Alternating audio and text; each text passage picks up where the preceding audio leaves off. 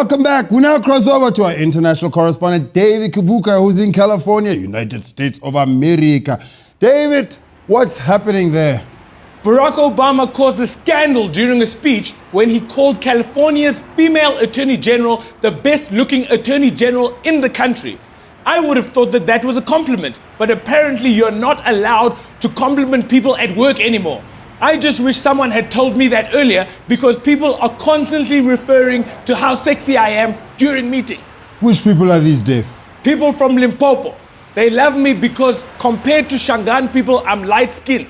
I'm a yellow bird. They always confuse me with Trevor Noah. Dave, what the hell are you talking about? People should never be judged on how they look. They should be judged on merit. Well, speaking of merit, in South Africa, government departments that collect money from citizens always appoint people on merit. But departments that are supposed to give the people services appoint any old employees to do the job. Because when it comes to collecting taxes, South Africa can be compared to Germany, but with education, we are the same as South Sudan, Loy, a place where they have a civil war all the time, if I'm not mistaken. But don't they spend a lot of time researching and choosing ministers? Depends. Like when the president chooses the Minister of Finance, he goes, Pravin, you're a financial genius, so be the Minister of Finance so that we can collect every single cent from these bastard citizens. But when he chooses the Minister of Education, the president goes, eeny, meeny, miny, mo, catch a comrade by the toe. Angie, what is your surname? You can be the Minister of Education. So what do you want them to do, Dave? They trust her with education, which is important for us, the population, but they would never trust her with finance because that would mess with the politicians' tender money. Like we all know that if President Zuma was going to do a cabinet reshuffle and make her the Minister of Finance, when he went to clear this decision with the Guptas, they would be like, whoa, Msholozi. You know, we love corruption, but she'll ruin our investments. Keep her in education because our kids go to private school, so we don't care who's doing education. But we don't want the country to turn into Zimbabwe.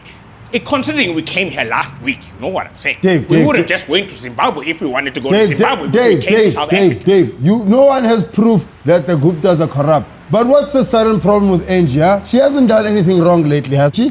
Education is so important to South Africa's future, that we need the best person to be the Minister of Education.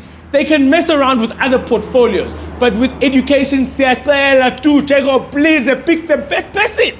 Okay, I must agree with you there, Dave. Education is hard, so South Africans must stop acting like the solutions will be easy. All I'm saying, and I'll say it again, is we need to pick the best people.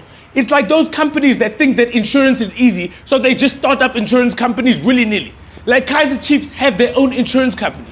What business does a soccer club have selling insurance? Next thing, Bafana will have their own insurance company. Bafana Insurance. We cover all losses. Dave, for once, I think you have a point. Thank you very much, and I hope you enjoy your trip in California. Thank you, Lord. Goodbye, Dave. That was David Kibuuka, ladies and gentlemen.